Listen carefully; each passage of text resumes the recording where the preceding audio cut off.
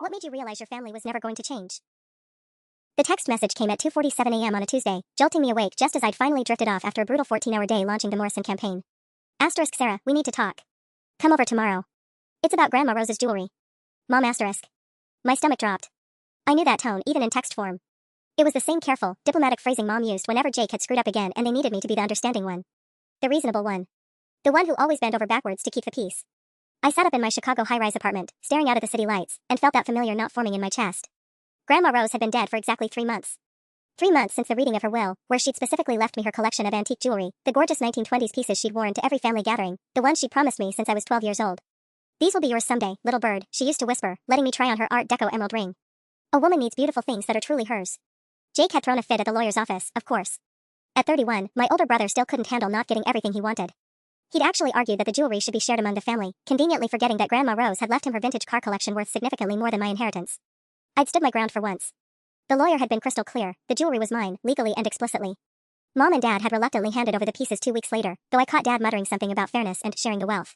Now, 6 weeks after I'd carefully stored everything in my safety deposit box, Mom wanted to talk about it. I called in sick to work the next morning, something I hadn't done in over 2 years, and made the 90-minute drive to my childhood home in Millbrook. The same house where Jake had moved back into his old bedroom after his third business venture went belly up last spring. The same house Mom and Dad had mortgaged to give him $47,000 for that doomed artisanal soap company, while simultaneously telling me they couldn't help with my student loan payments. We believe in Jake's vision, Dad had explained last Christmas, while I worked 16-hour days to afford the $800 monthly payments on my MBA debt. He just needs one good break. Meanwhile, I'd been promoted to senior marketing executive at 38% above my starting salary, but somehow that never warranted celebration. Success was expected from me. Failure was forgiven in Jake. The front door opened before I could knock. Mom stood there in her faded blue robe, looking older than her 56 years. Behind her, I could see Dad pacing in the kitchen, and Jake slumped at the breakfast table with his head in his hands. "Oh honey," Mom said, and immediately I knew. The apologetic smile, the careful tone, the way she was already reaching out like she wanted to comfort me before delivering whatever blow was coming. "Where is it, Mom?" My voice came out steadier than I felt. "Where's Grandma's jewelry?" Jake looked up then, and I saw everything I needed to know in his red-rimmed eyes and the guilty set of his shoulders. In that moment, 28 years of being the family peacekeeper, the responsible one, the daughter who always understood and forgave and made things easier for everyone else, crystallized into perfect, cold clarity. This was never going to change.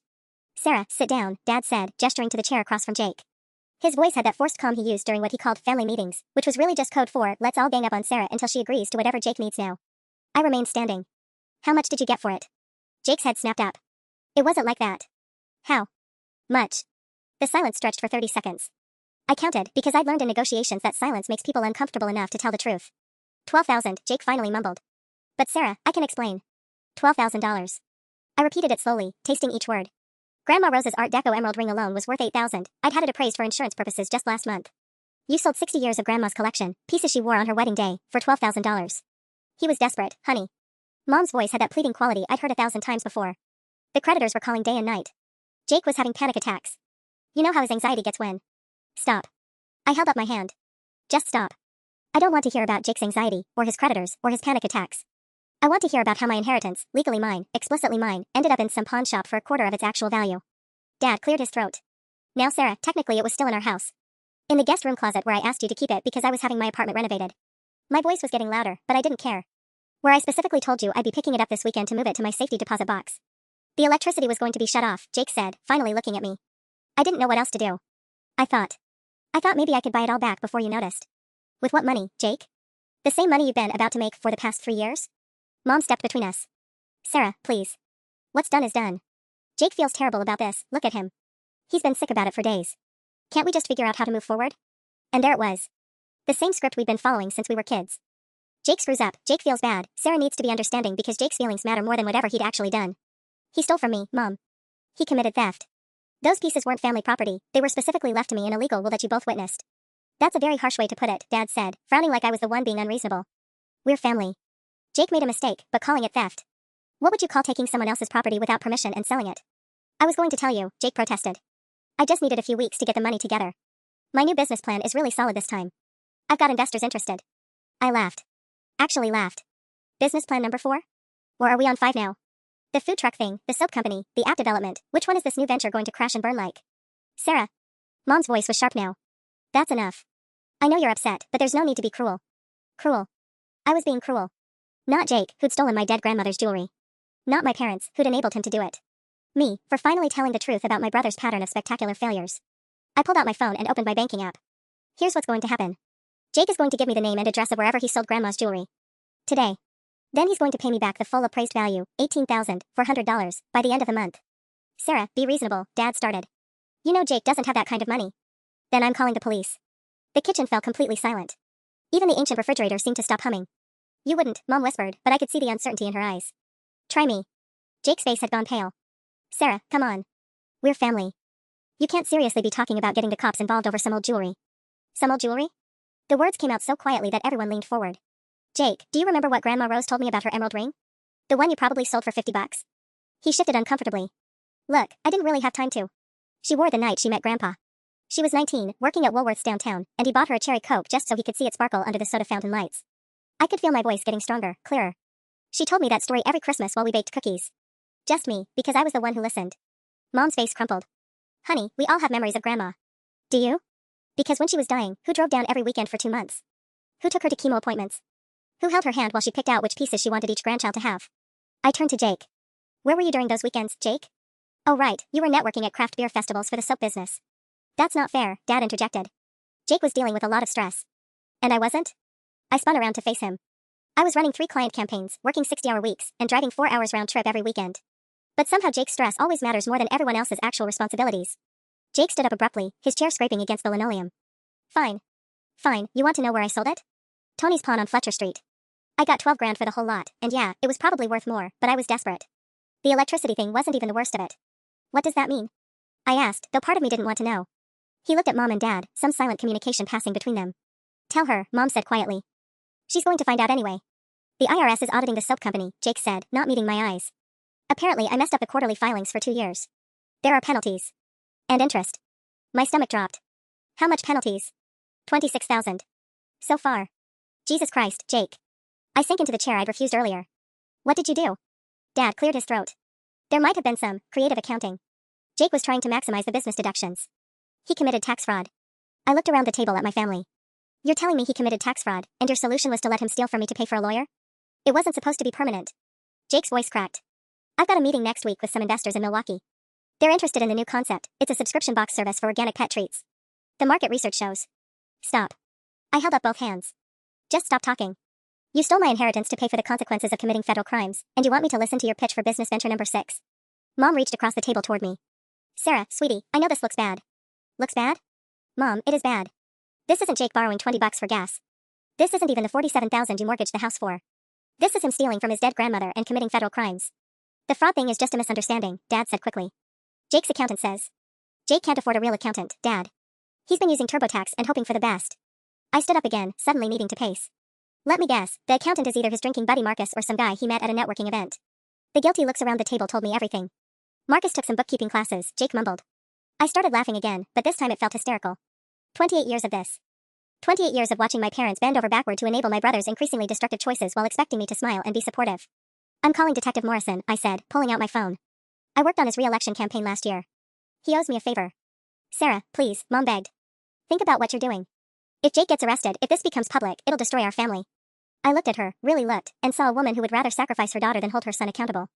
Mom, I said softly, the family was already destroyed. I'm just finally admitting it. The words hung in the air like smoke after an explosion. Mom's face went white, Dad started blustering about family loyalty, and Jake just stared at me like I'd grown a second head. You don't mean that, Mom whispered. Sarah, you're just upset. Once you calm down. I've been calm for 28 years. I scrolled through my contacts until I found Detective Morrison's number. I've been calm while Jake flunked out of 3 colleges. I've been calm while you remortgaged your retirement for his soap business. I've been calm while he moved back home at 31 and ate your groceries and used your electricity to run whatever half-baked scheme came next. Sarah, wait. Dad's voice had an edge I rarely heard. Before you do something you'll regret, you need to understand the full situation. Something in his tone made me pause, finger hovering over Morrison's contact. What full situation? More of those loaded glances between my parents. Jake suddenly looked like he wanted to disappear into the floor. The house, Mom said quietly. The mortgage we took out for Jake's business, the payments are behind. The phone slipped in my hand. How behind? 3 months, Dad admitted. We thought Jake's investor meeting would happen sooner, but with the IRS thing, everyone's spooked. The bank sent a notice last week. I felt that familiar dizzy sensation I got when a client campaign went sideways, except this was my family's entire financial future crashing down in real time. How much do you owe monthly? $2,800, Jake mumbled. It was supposed to be temporary. The business was going to take off, I was going to pay them back everything plus interest. $8,400. I did the math quickly. You're $8,400 behind on a mortgage you never should have taken out in the first place. The bank says if we don't catch up by February 15th, they start foreclosure proceedings, Mom said, and her voice sounded so small I almost felt sorry for her. Almost. February 15th. That's 3 weeks. I looked around the kitchen where I'd eaten breakfast every morning for 18 years. The same yellow wallpaper Mom had hung when we moved in, the same ceramic rooster collection on the windowsill. You're about to lose the house. Not if Jake's investor meeting goes well, Dad said, but even he didn't sound convinced. What investors, Dad? What actual, real people with actual money have actually agreed to meet with him? Jake shifted uncomfortably. Well, it's more like I submitted a business proposal. He applied to be on Shark Tank, Mom said quickly, like ripping off a band-aid. The silence that followed was deafening. Shark Tank. I repeated slowly. Your solution to federal tax fraud and imminent foreclosure is a reality TV show that films in Los Angeles and gets 10,000 applications per season. The pet treat market is really hot right now, Jake said defensively. And my concept is unique. Jake. I sat back down because my legs suddenly felt unsteady. How long ago did you apply? 6 months. But I haven't heard back yet, which probably just means they rejected you. I rubbed my temples where a headache was building. They rejected you 6 months ago. People who get selected hear back within 8 weeks. The defeat in Jake's shoulders told me I was right. So let me make sure I understand this, I said slowly. You stole my inheritance to pay lawyers for your tax fraud. Mom and Dad are 3 months behind on a mortgage they took out for your failed business. And your master plan to fix everything is a TV show that already rejected you. When you put it like that, Dad started. How else would I put it? I stood up, phone still in my hand. Actually, you know what? Don't answer that. Because I'm starting to realize that no matter how I put it, you'll find a way to make this my fault for not being understanding enough. Mom reached for me again. Sarah, please. We're family. If we just stick together. Family, I repeated, tasting the word. It left a bitter flavor. Tell me, Mom, when I graduated summa cum laude, who came to the ceremony? Her face fell. Honey, you know Jake was having that crisis with the food truck permits. When I got promoted to senior executive, who called to congratulate me? We sent a card, Dad protested weakly. When I paid off my credit card debt last year, $23,000 that I earned myself, working nights and weekends, who celebrated with me? The silence stretched until even the ancient refrigerator seemed to give up and stop humming. That's what I thought. I started toward the door, then turned back. You want to know what family means? Grandma Rose drove 4 hours to my graduation. Grandma Rose called me every Sunday just to hear about my work. Grandma Rose left me her jewelry because she knew I was the only one who actually listened to her stories. Sarah, don't leave like this, Mom pleaded. We can figure something out. We always do. I paused at the doorway, looking back at the 3 people who'd shaped my entire understanding of what love was supposed to look like. No, Mom. You always figure out how to make me fix it. There's a difference. I was halfway to my car when Jake came running after me. Sarah, wait. He caught up just as I reached my Honda, breathing hard like he'd sprinted a marathon instead of 50 feet. Look, I know you're pissed, but before you call the cops or whatever, there's something else you need to know. I turned around slowly, keys already in my hand. What now, Jake? Did you also steal Mom's wedding ring? Sell Dad's tools? It's about Grandma Rose. He looked back toward the house, then lowered his voice. About why she really left you the jewelry. Something cold settled in my stomach. What are you talking about? She knew. Jake ran his hands through his unwashed hair. Before she died, she knew about all of it. The business failures, the money Mom and Dad kept giving me, the way they always, you know. The way they always what? Chose me over you. He said it so quietly I almost didn't hear him. She told me, that last time I visited her in the hospital. Said she was leaving you the jewelry because you were the only one who never expected her to fix your problems. I stared at him. In 31 years, I'd never heard Jake acknowledge the favoritism. Ever. It was like the family's invisible rule, everyone could see it, but nobody was allowed to say it out loud. She also said something else. Jake's voice cracked slightly. She said she hoped you'd be smart enough to get away from us before we destroyed you too. The key slipped from my numb fingers, clattering on the driveway. She said that? Her exact words were, that girl has spent her whole life trying to earn love she already deserved. I pray she figures out the difference before it's too late. Jake bent down and picked up my keys, holding them out to me. I think about that a lot. I took the keys, but my hands were shaking. If you think about it so much, why did you sell her jewelry? Because I'm exactly who she said I was. His laugh was hollow. A 31-year-old man who's never solved a single problem without someone else's money. She was right about me too. We stood there in the driveway where we played basketball as kids, where Dad had taught us both to ride bikes, where Mom had taken 1,000 pictures on first days of school. The February air was sharp enough to hurt. The IRS thing is worse than I told them, Jake said suddenly. It's not just penalties. They think I was deliberately hiding income. There might be criminal charges. Jesus, Jake. How much income? 68,000. Over 2 years. He wouldn't meet my eyes. I was selling soap at farmers markets, getting paid in cash, and I just didn't report it. I thought since it was small amounts, nobody would notice. $68,000. I made $75,000 last year working my ass off in legitimate marketing campaigns, and Jake had hidden almost as much selling artisanal soap while living rent-free in our parents' house. Does Mom know? Are you kidding? If she knew there was an extra 68 grand somewhere, she'd already be planning how to use it for the house payments. Jake kicked at a chunk of ice on the driveway. The money's gone, obviously. Business expenses, living expenses, that trip to Denver for the craft fair that was supposed to change everything. So you're looking at prison time. My lawyer says probably not, if I cooperate and pay the back taxes plus penalties. But the total bill is going to be around 90,000. He finally looked at me. That's why I took Grandma's jewelry. I was going to sell it, use the money to buy time with the IRS, then somehow make enough from this new business to pay you back before you noticed. with organic pet treats. I know how it sounds. Jake's voice was getting defensive again. But the market research is solid, and I've learned from my mistakes. Stop. I held up my hand. Jake, do you hear yourself? You're $90,000 in debt to the federal government, our parents are about to lose their house because of your last sure thing, and you're still talking about market research for business number 6. Behind us, I could see Mom watching through the kitchen window, her silhouette small and worried against the yellow wallpaper. She's going to ask you to help, Jake said quietly. With the house payments. She's already mentioned it to Dad, how you're doing so well now, how family needs to stick together. My stomach dropped. How much does she think I can afford? All of it. The back payments, the monthly mortgage, whatever it takes to keep the house. Jake's voice was bitter now. Because that's what the responsible daughter does, right? Sarah swoops in and fixes everyone else's disasters. I looked at him, really looked, and saw something I'd never seen before. Shame. Real, genuine shame. Are you warning me? I asked. I'm telling you that Grandma Rose was right. Jake handed me my car keys again. You should run.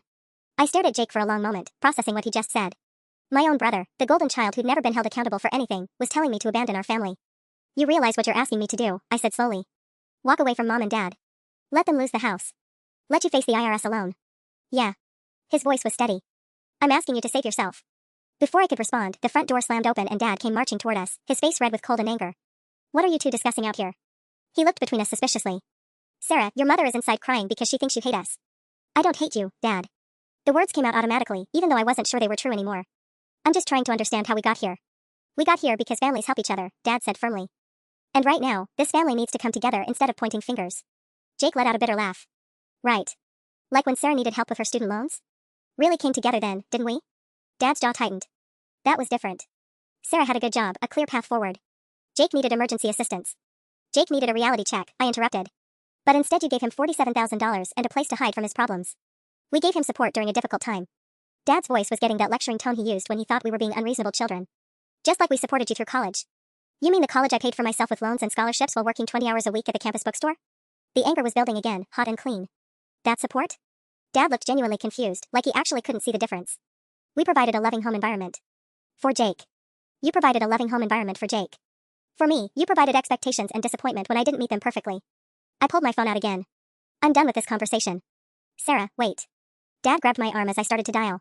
Before you do something that could destroy this family permanently, I need you to know something. About your grandmother. I froze. What about her? Dad glanced at Jake, who suddenly looked sick. Tell her, Jake said quietly. She's going to find out anyway, especially if the lawyers get involved. My heart started pounding. Tell me what? The jewelry wasn't the only thing Grandma Rose left you, Dad said slowly. There was also a letter. She asked us to give it to you after the funeral, but with everything that was happening with Jake's business troubles, we thought it might be better to wait. You've had a letter from Grandma for 3 months and didn't give it to me? My voice was getting louder, but I didn't care if the neighbors heard. Where is it? Inside, Dad said quickly. It's in the safe with our important papers. Sarah, you have to understand, she wrote it when she was very sick. The medications, the pain, she wasn't always thinking clearly toward the end. What does the letter say? Another loaded glance between Dad and Jake. Jake cleared his throat. She left you money too. A lot of it. Money none of us knew she had. The world seemed to tilt sideways. How much money? $87,000, Dad said quietly. In a separate account that wasn't part of the will reading. The letter has the account information and explains how to access it. I felt like I'd been punched in the stomach. $87,000. She wanted you to use it for your future, Jake said. For a house down payment, or starting your own business, or whatever would make you happy. She was very specific that it wasn't supposed to be shared with the family. And you've known about this for 3 months. I looked between my father and brother, seeing them clearly for the first time. 3 months you've watched me struggle with my student loan payments. 3 months you've known I had enough money to change my entire life. We were going to tell you, Dad protested. But then Jake's situation got so desperate, and we thought maybe. Maybe what? Maybe you could guilt me into using Grandma's money to save Jake instead of using it for what she actually intended? The guilty silence told me everything. Jesus Christ. I started walking toward my car again. You weren't just stealing my inheritance. You were stealing my future. Sarah, please, Dad called after me. Let's go inside, get the letter, and discuss this as a family. I turned around one last time. No, Dad. A family would have given me that letter 3 months ago. What you are is a group of people who conspired to keep me from the life my grandmother wanted me to have. This time, neither of them tried to stop me as I got in my car and drove away. I drove for an hour before I trusted myself to pull over. My hands were shaking so badly I could barely hold the steering wheel, and twice I caught myself drifting into the other lane while my mind reeled from what Jake and Dad had told me. $87,000. Grandma Rose had left me $87,000, and my family had hidden it from me for 3 months while watching me scrape together student loan payments and live paycheck to paycheck. I found myself in the parking lot of a Starbucks in downtown Millbrook, staring at my phone. My first instinct was to call my best friend Jessica, but she was in Germany for work this month. My second thought was to call my boss, but explaining why I needed another day off would require more energy than I had. Instead, I found myself scrolling through my contacts until I landed on a name I hadn't called in over a year, my cousin Rachel. Rachel was Dad's brother's daughter, 2 years older than me, and the only family member who'd ever called out my parents' favoritism directly. She'd moved to Portland 5 years ago and only came back for major holidays, but she'd always been the one person who seemed to see our family dynamics clearly. Sarah? Holy shit, is everything okay? You never call unless someone's dead. Rachel's voice was warm despite her blunt words. No one's dead, I said, then paused. Actually, I think our family might be. Okay, that's cryptic. What happened? I told her everything. The stolen jewelry, Jake's tax fraud, the hidden letter, the $87,000 my parents had kept from me. By the time I finished, Rachel was swearing creatively in the background. Those manipulative bastards, she said when I was done. Sarah, do you realize what they were planning? They were going to let you struggle financially until you were desperate enough to discover that money and then guilt you into using it for Jake. You think that was the plan? I know it was the plan. It's the same shit they pulled on your dad when we were kids. Uncle Mike was always bailing out his loser friends while Aunt Linda worked 2 jobs, and somehow it was always justified as helping people in need. Rachel's voice was getting heated. Your parents learned from the masters. I'd forgotten about that. Dad's younger years, before he'd gotten his steady job at the power company, had been a series of get-rich-quick schemes and loans to friends who never paid him back. Mom had worked as a waitress and a part-time bookkeeper to keep him afloat. The difference is, Dad eventually grew up, I said. Did he? Or did he just find a steadier way to enable other people's bad decisions? Rachel was quiet for a moment. Sarah, I need to tell you something. About Christmas. My stomach clenched. What about Christmas? When Jake was going on and on about his pet treat business idea, and your mom was talking about how creative and entrepreneurial he was? I asked Uncle Mike how they were planning to fund it. Rachel's voice got careful. He said they weren't worried about startup costs because you'd probably want to help once you found out about your other inheritance. The coffee I bought went cold in my hands. They were already planning to use Grandma's money for Jake's next business.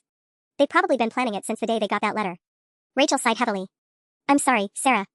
I should have said something at Christmas, but I thought maybe I'd misunderstood. No, you understood perfectly. I watched people going in and out of the coffee shop, normal people with normal families who probably didn't have to worry about their parents stealing their futures. Rachel, can I ask you something? Anything. When did you know? When did you realize Uncle Mike and Aunt Linda were never going to treat us equally? Rachel was quiet for so long I thought the call had dropped. Finally, she said, do you remember my high school graduation party? I did, vaguely. Rachel had graduated valedictorian, gotten a full scholarship to Northwestern, and her parents had thrown a big backyard barbecue to celebrate. You were probably too young to notice, but Jake spent the entire party talking about how he was going to be a professional skateboarder. He was 14, mediocre at skating, but Uncle Mike spent an hour seriously discussing sponsorship opportunities while I sat there with my acceptance letter to one of the best universities in the country. Rachel's laugh was bitter. That's when I knew that achievement doesn't matter in our family. Only potential matters. And somehow, Jake's potential was always more important than your actual success. Why didn't you ever say anything? I tried, a few times. But your parents have this way of making you feel like you're being divisive or jealous when you point out the obvious. Rachel paused. Plus, I was scared that if I pushed too hard, they'd cut me off from you completely. You were just a kid, and I didn't want you to lose the only person who saw what was really happening. I started crying then, sitting in a Starbucks parking lot in my hometown, finally hearing someone acknowledge what I'd known my entire life but had never been allowed to say out loud. Sarah? You still there? I'm here, I managed. Rachel, what do I do? If I don't help them, they'll lose the house. But if I do help them, then you'll spend the rest of your life being their emergency fund while Jake continues to fail upward. Rachel's voice was gentle but firm. Honey, your grandmother left you that money specifically so you could build your own life. She knew what your parents would do with it. They're still my family. So am I. So was Grandma Rose. Family doesn't mean letting people destroy you to enable someone else's bad choices. Rachel was quiet for a moment. Can I give you some advice? Please. Get that letter. Today. Before they have time to think about hiding it somewhere else or claiming they lost it. And then decide what you want your life to look like, not what they need it to look like. After I hung up, I sat in my car for another 20 minutes, watching normal families go about their normal Saturday errands. A father helping his daughter practice parallel parking. A mother and son sharing a coffee at one of the outdoor tables, both laughing at something on his phone. I wondered what it would feel like to have parents who celebrated your successes instead of treating them as opportunities to fund someone else's failures. By 3:47 p.m., I was pulling back into my parents' driveway, this time with a plan. The house was quieter when I walked back in, but the tension felt thicker, like the air before a thunderstorm. Mom was at the kitchen sink, scrubbing the same plate she'd probably been washing for 10 minutes. Dad sat at the table with his reading glasses on, pretending to examine bills that I knew he'd already memorized. Jake was nowhere to be seen. I want the letter, I said without preamble. Now. Mom's shoulders sagged with relief. Oh honey, I'm so glad you came back. We were worried. The letter, Mom. That's the only reason I'm here. Dad looked up from his fake bill sorting. Sarah, before we get into that, I think we should talk about what this means for the family moving forward. Your grandmother's gift could solve a lot of problems. It could solve my problems. Which is exactly what she intended. I stayed standing, keeping my purse on my shoulder. Where's the safe? Another one of those loaded glances between my parents. Mom turned off the water and dried her hands with exaggerated care. It's in our bedroom closet, she said slowly.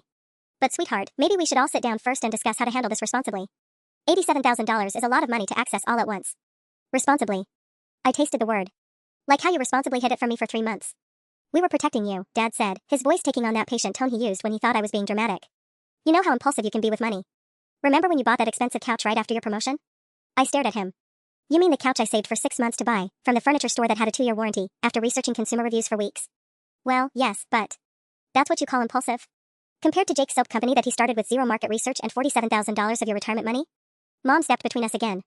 Let's not rehash old arguments. The point is, we wanted to make sure you were in the right headspace to make good decisions about Grandma's money. The right headspace. I pulled out my phone and opened my banking app. Mom, do you want to see my checking account balance? My savings account? My credit score? I held the screen toward her. I have an emergency fund, a retirement account, and I've never missed a payment on anything in my adult life. What exactly about my financial management concerns you? She glanced at the screen and her face went pale. I knew what she was seeing, the account balances of someone who'd been living carefully within her means, building slowly toward a secure future.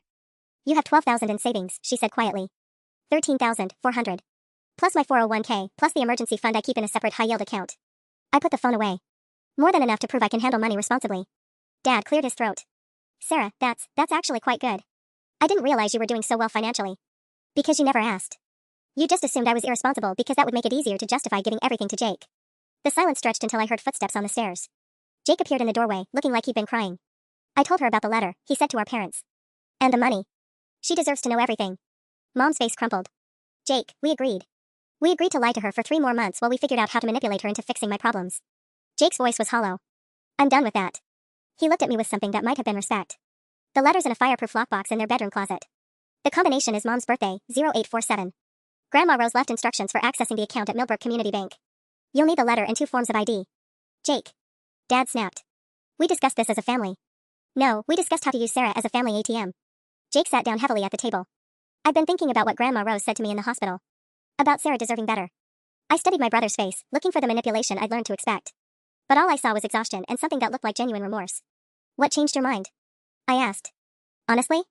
Watching Mom cry for the last 2 hours about how we might lose you. Jake's laugh was bitter. She's more upset about you finding out we lied than she ever was about me committing tax fraud. Mom made a small, wounded sound. That's not fair, Jake. Isn't it?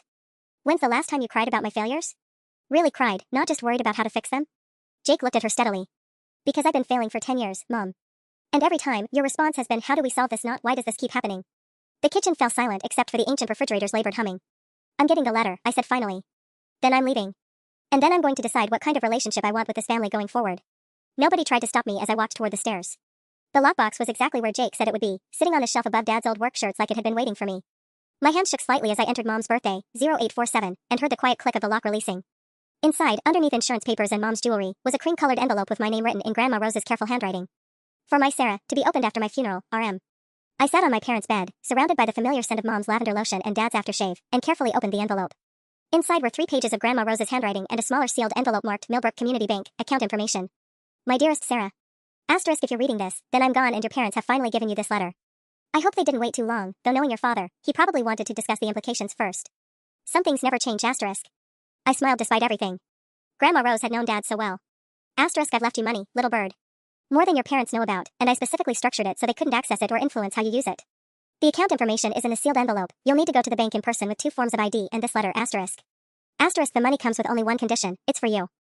Not for Jake's next business venture, not for your parents' financial emergencies, not for keeping the peace. It's for Sarah Margaret Coleman to build whatever life makes her happy, asterisk. My middle name. She'd used my full name like she did when I was little and she wanted to make sure I was really listening. Asterisk I know they'll try to convince you to share it. Your mother will cry about family loyalty. Your father will lecture about responsibility. Jake will promise this time is different. But Sarah, I've watched this pattern for 30 years. They'll never stop taking from you as long as you keep giving, asterisk. Asterisk you were 8 years old when you gave Jake your birthday money so he could buy that remote control car he wanted. You told me you didn't mind because Jake was sad. Even then, you were teaching yourself that your wants mattered less than everyone else's needs, asterisk. I remembered that birthday. Jake had seen the car at Toys R Us and threw such a tantrum that Mom suggested maybe I could help out since I'd gotten cash from relatives. I'd handed over $62 without complaint, then spent my birthday playing with Jake's new toy while he got bored and wandered off. Asterisk I should have said something then.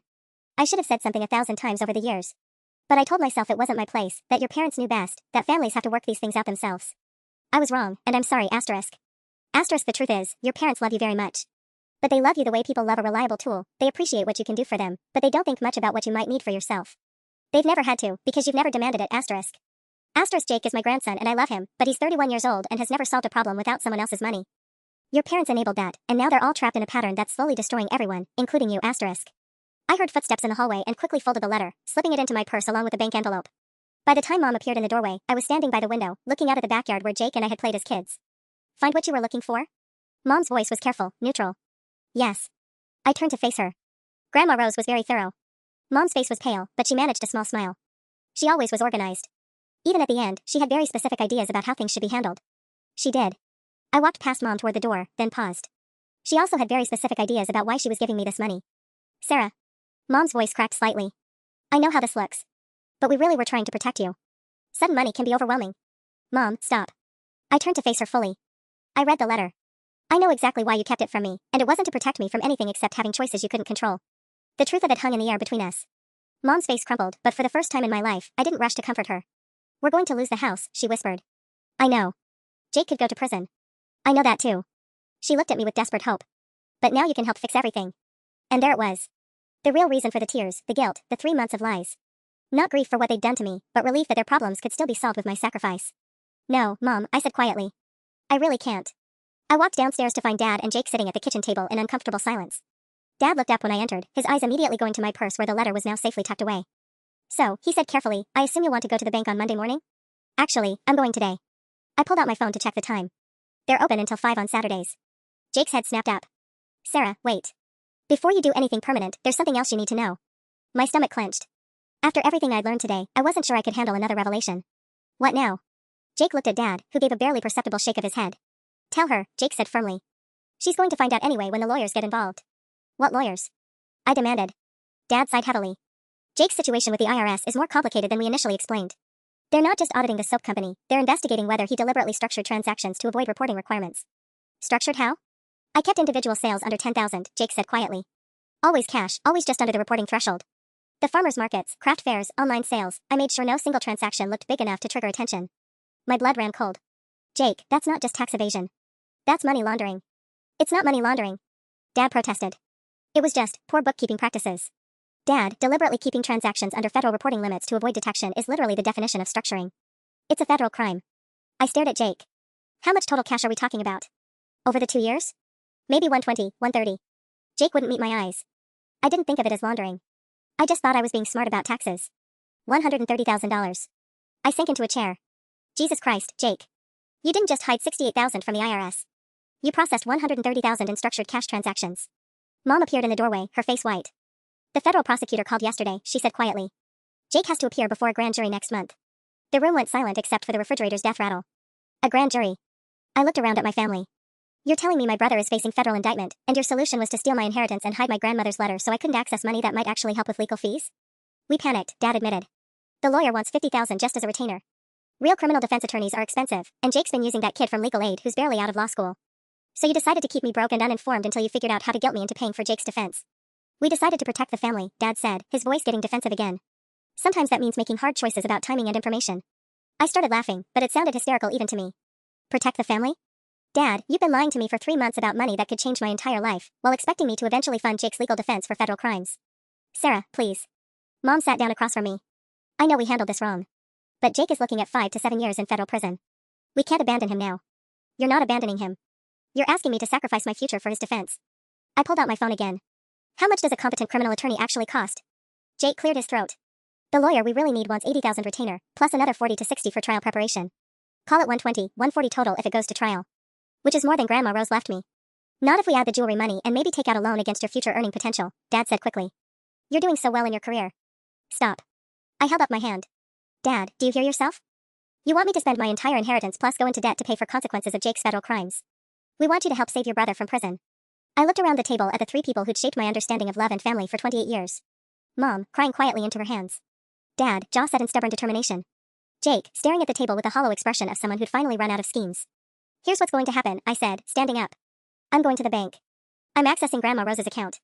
And then I'm going to think very carefully about what she actually wanted me to do with that money. Sarah, Dad started. I'm not done. Jake, you're going to give me Detective Morrison's contact information. I'm reporting the jewelry theft, and you're going to cooperate fully. Jake's head snapped up. Sarah, if I have a theft charge on top of the federal case, then maybe you should have thought about that before you stole from your dead grandmother. My voice was steadier than I felt. You want to know what Grandma Rose wrote in that letter? She said I've spent my whole life teaching myself that my wants matter less than everyone else's needs. Mom looked up through her tears. Sweetheart, that's not. She was right, Mom. I was 8 years old when I gave Jake my birthday money, and you told me how proud you were of me for being so generous. What you were really teaching me was that making Jake happy was more important than anything I might want for myself. The silence that followed felt different than the others. Heavier. More final. 28 years, I said quietly. 28 years of being the responsible one, the understanding one, the one who always puts family first. And my reward is finding out that you'd rather let me struggle financially than risk me having enough independence to say no to fixing Jake's problems. I walked toward the door, then turned back one last time. I'll be in touch about the jewelry. Everything else. I need time to think. I made it exactly 6 blocks before I had to pull over again, this time because my hands were shaking so badly I couldn't see the road clearly. I sat in the parking lot of a CVS pharmacy, engine running, staring at my phone. Detective Morrison picked up on the second ring. Sarah. Good to hear from you. How's the marketing world treating you? Not great, actually. I need to report a theft. My voice sounded steadier than I felt. About $12,000 worth of antique jewelry, stolen and sold by a family member. The pause on Morrison's end told me everything I needed to know about how seriously he was taking this. Sarah, are you sure you want to go this route? Family theft cases get messy real fast, especially when lawyers get involved. I'm sure. I gave him the basic details, the inheritance, Jake's admission, Tony's pawn shop on Fletcher Street. Morrison promised to send an officer by the pawn shop that evening to document what had been sold and when. One more thing, he said before hanging up. Your brother's going to need a lawyer for this, separate from whatever federal case he's dealing with. State theft charges don't mess around when we're talking about 5-figure amounts. After Morrison hung up, I sat staring at my reflection in the rearview mirror. 28 years old, decent job, clean credit, and I was about to blow up my entire family over stolen jewelry and hidden money.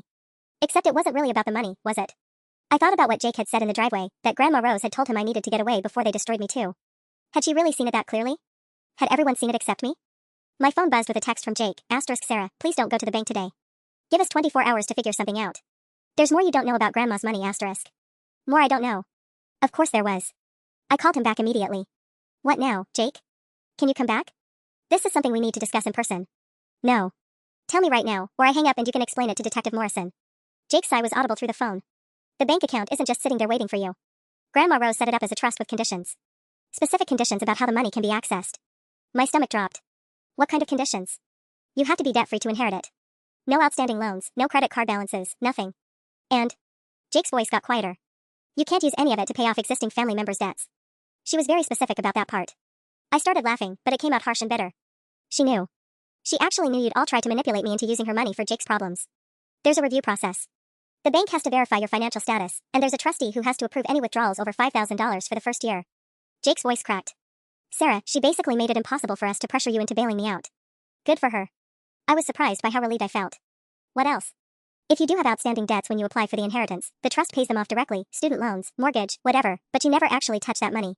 She set it up so you couldn't be guilted into sharing money you never physically received. Grandma Rose hadn't just left me an inheritance. She built me a fortress against my own family's manipulation, complete with legal barriers they couldn't cross or guilt me into abandoning. Jake, I said quietly, how long have you known about these conditions? Since the day after her funeral. Mom and Dad had me drive them to the bank to ask about accessing the account on your behalf while you were dealing with grief. His voice was barely a whisper. The bank manager explained everything. That's when we knew. Knew what? That Grandma Rose didn't trust us with your future any more than you should. I hung up on Jake and sat in that CVS parking lot for another 20 minutes, processing what he'd just told me. Grandma Rose hadn't just left me money, she'd created an elaborate legal structure specifically designed to protect me from my own family. The woman who'd taught me to bake cookies and told me stories about her jewelry had spent her final months crafting a financial fortress that my parents couldn't breach. My phone rang again. Mom this time. Sarah, honey, please come back inside. We need to discuss this properly, all together. Her voice had that careful, controlled tone she used during crisis management. There are aspects of Grandma Rose's arrangements that are complicated. You mean the trust conditions? Jake already told me. The pause told me there was more. There was always more. What else, Mom? The trustee, she said quietly. The person Grandma Rose appointed to oversee your inheritance decisions. She chose someone you know. My heart started pounding. Who? Rachel. I blinked at my phone. My cousin Rachel? In Portland? Grandma Rose gave her complete authority over trust distributions above $5,000. Rachel has to approve any major purchases or investments you want to make with the inheritance money. Mom's voice got smaller. She also has the authority to investigate whether anyone is pressuring you financially. The pieces clicked together with stunning clarity. Rachel's call last Christmas, asking pointed questions about Jake's funding. Her carefully neutral responses when I'd mentioned family stress over the holidays. Her immediate availability when I called her today, like she'd been expecting to hear from me. Rachel knew, I said. She's known about the trust this whole time. Grandma Rose contacted her 6 months before she died. Asked her to serve as trustee specifically because she lives far away and wouldn't be influenced by local family pressures. Mom's voice cracked. Sarah, Rachel has been getting monthly reports about Jake's financial situation, our mortgage problems, all of it. She knows everything. I started laughing again, but this time it felt cleaner. Grandma Rose hadn't just protected my money, she'd installed my most perceptive family member as a watchdog to make sure nobody could manipulate me into bad decisions. Does Rachel know about Jake's federal case? She received a full briefing from Grandma Rose's lawyer last week. The trust documents specifically prohibit using inheritance funds for legal fees related to criminal charges. Mom was crying now. Sarah, she designed this whole thing to make it legally impossible for you to save Jake. Good, I said, and meant it. Mom, I'll be at the bank when they open Monday morning. I'll call Rachel tonight to coordinate. Sarah, wait. I hung up and immediately dialed Rachel's number. I was wondering when you'd call back, she answered. Your parents finally told you about the trust? Some of it. Rachel, how long have you known I was going to call you today? Since Grandma Rose died. She predicted almost exactly how this would play out. Jake would get desperate, your parents would hide the letter until they figured out how to access your money, and eventually you'd reach a breaking point. Rachel's voice was gentle but firm. She made me promise to let you figure it out on your own timeline. Even knowing Jake might go to prison? Especially knowing that. Sarah, your grandmother spent her last 6 months researching federal sentencing guidelines and asset forfeiture laws. She knew exactly what kind of trouble Jake was facing, and she was determined that you wouldn't sacrifice your future for consequences he brought on himself. I pulled out of the CVS parking lot and started driving toward the highway, away from Millbrook and everything that had defined my life for 28 years. Rachel, I need to ask you something, and I need you to be completely honest. Always. If I access this inheritance, if I use it to build my own life exactly the way Grandma Rose intended, am I destroying my family forever? Rachel was quiet for a long moment. Finally, she said, honey, your family destroyed themselves years ago. You're just finally refusing to go down with the ship. I hung up with Rachel and drove for another hour, my mind spinning with everything I'd learned. As I pulled into my apartment complex in Chicago, my phone buzzed with a text from an unknown number. Asterisk, this is Tony from Tony's Pawn on Fletcher. Had a detective come by asking about some jewelry. Need to talk to you ASAP. Found something you're gonna want to know about asterisk. My stomach clenched. I called the number back immediately. Yeah, this is Tony, a gravelly voice answered. You the girl whose brother sold the antique stuff? That's me. What did you find? Look, I feel real bad about this whole thing. Your brother seemed legit when he came in, had some story about needing quick cash for a family emergency. But after the cop left, I started thinking about the pieces he brought in. Tony paused. Lady, some of that jewelry was worth way more than 12 grand. Way more. My hands tightened on the steering wheel. How much more? I got a buddy who specializes in estate jewelry. Had him take a look at photos before I sold anything. That emerald ring alone? Art Deco, 1920s, perfect condition? Probably worth 15 to 20,000, easy. The whole collection, we're talking 40, maybe 50,000 retail. The world tilted sideways. Jake hadn't just stolen my inheritance and sold it cheap, he'd practically given away pieces worth 4 times what he'd claimed. Where is it now? I managed to ask. That's the thing. I only sold about half the pieces so far. Still got 6 items in the back, including that emerald ring. When your brother came back yesterday asking if I'd sold everything yet, I told him no, and he got real nervous. Started asking if there was any way to get the stuff back. He came back yesterday? Yeah, seemed real anxious about it. Kept asking about canceling the sale, said there'd been a misunderstanding with his family. Tony's voice got careful. Look, I run a legitimate business. If this stuff was stolen, I can't sell it. But I also can't return it without proper paperwork. I was quiet for a moment, processing. Jake had sold my grandmother's jewelry for a fraction of its value, then panicked when he realized how badly he'd screwed up. But why yesterday? What had changed? Tony, I need to ask you something specific. Did Jake say anything about why he suddenly wanted to cancel the sale? Said his sister was asking questions, and he'd found another way to handle his money problems. Mentioned something about a family account he didn't know about before. Tony paused. Lady, your brother seemed scared. Real scared. My blood ran cold. Jake had tried to undo the jewelry sale because he'd learned about Grandma Rose's trust fund. He'd been planning to return the jewelry and pretend the theft never happened, counting on the inheritance money to solve his federal case instead. What happens now? I asked. Well, legally, I gotta hold everything until the police investigation is complete. But between you and me? If you can prove ownership and your brother admits he didn't have permission to sell it, I'll work with you on getting your stuff back. I don't make money holding on to hot merchandise. I thanked Tony and hung up, then sat in my car staring at my apartment building. 6 months ago, my biggest stress was landing the Morrison campaign. Now I was dealing with federal crimes, family manipulation, stolen inheritance, and a grandmother who'd apparently anticipated all of it from beyond the grave. My phone rang again. This time it was Jake, and his voice was panicked. Sarah, please don't go to that pawn shop. I can explain everything about yesterday. I was trying to fix things before you found out how bad I messed up. He was talking fast, words tumbling over each other. The jewelry thing was supposed to be temporary. When I found out about Grandma's trust conditions, I realized I could put everything back and nobody would have to know. Except he'd already sold half of it for a quarter of its value. Tony said he could get the sold pieces back if I paid a restocking fee. I was going to use the money I got for business equipment and pay him back with interest. Jake's voice cracked. Sarah, I was trying to make it right. With what money, Jake? You don't have any money. You're facing federal charges and our parents are about to lose their house. The silence stretched until I heard him crying. I know, he whispered finally. I know there's no money. I know there's no miracle solution. I couldn't stand the thought of you finding out what I really am. What you really are. A 31-year-old man who stole from his dead grandmother because he was too much of a coward to face the consequences of his own choices. Jake's voice was barely audible. Grandma Rose was right about everything, wasn't she? I closed my eyes, sitting in my car with my phone pressed to my ear, listening to my brother fall apart 3 states away. Yeah, Jake, I said quietly. She really was. After I hung up with Jake, I sat in my car for 20 more minutes, staring at my apartment building and trying to process everything that had unfolded in the span of 8 hours. My phone buzzed constantly, texts from Mom, missed calls from Dad, even a voicemail from Jake that I deleted without listening to. Finally, I dragged myself upstairs and poured a glass of wine I didn't really want, then called Rachel back. How are you holding up? She asked immediately. I honestly don't know. Rachel, can I ask you something about the trust? Something specific? Of course. Grandma Rose's conditions about not using the money for family members' debts, does that include legal fees for criminal charges? especially legal fees for criminal charges. The trust documents are very explicit about that. Rachel's voice got careful. Sarah, your grandmother researched Jake's business practices extensively before she died. She knew about the cash structuring, the unreported income, all of it. My wine glass stopped halfway to my lips.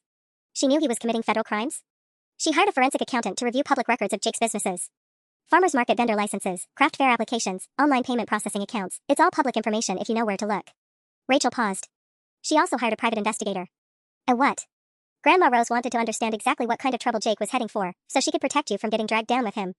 The investigator confirmed the cash structuring, found evidence of unreported income, and predicted the IRS investigation about 6 months before it actually happened. I set my wine glass down with shaking hands. Rachel, are you telling me Grandma Rose knew Jake was going to be indicted when she wrote my trust conditions? She knew it was inevitable. The investigator estimated Jake had violated federal reporting requirements on over 200 separate transactions. The only question was when the IRS would catch up. Rachel's voice got softer. Sarah, she was terrified you'd bankrupt yourself trying to save him from consequences he'd been building toward for years. My grandmother hadn't just been protecting my inheritance from family pressure, she'd been protecting me from Jake's criminal future that she could see coming like a freight train. There's something else, Rachel continued. Something I wasn't supposed to tell you until Monday, but given everything that's happened today, I think you need to know now. My stomach clenched. What now? The trust doesn't just protect your inheritance from being used for Jake's problems. It also includes provisions for what happens if your parents lose their house due to debt they incurred supporting him. Rachel took a deep breath. If they face foreclosure because of money they gave Jake for his businesses, the trust will purchase the house directly and allow them to stay as tenants. But the house becomes yours, not theirs. I stared at my ceiling, trying to process what she'd just said. Grandma Rose set up a way for me to save Mom and Dad's house without actually giving them money they could use for Jake. She anticipated everything, Sarah. Every possible way they might pressure you, every guilt trip they might use, every emergency that might make you feel responsible for fixing their problems. Rachel's voice was full of admiration. Your grandmother spent her last year building you a legal framework that makes it impossible for your family to manipulate you financially, while still ensuring your parents don't end up homeless. My phone beeped with another call, Mom again. I let it go to voicemail. Rachel, I need to ask you something, and I need you to be brutally honest. Always. Do you think there's any chance Jake can actually turn his life around? Any chance this isn't just another mess that will repeat itself in 2 years? Rachel was quiet for a long time. Finally, she said, Honey, Jake is facing federal charges for crimes he committed over multiple years, using increasingly sophisticated methods to hide income. This wasn't a mistake or poor judgment, it was a deliberate pattern of illegal behavior that escalated until he got caught. That's not what I asked. I know. Rachel sighed. Sarah, people can change. But they have to want to change, and they have to face real consequences first. Jake has been insulated from consequences his entire adult life. Until that changes. She didn't need to finish the sentence. I already knew the answer. My doorbell rang, and my heart stopped. Nobody visited me unannounced, especially not on a Saturday evening. I walked to the window and looked down at the parking lot, expecting to see my parents' car. Instead, I saw a Millbrook police cruiser.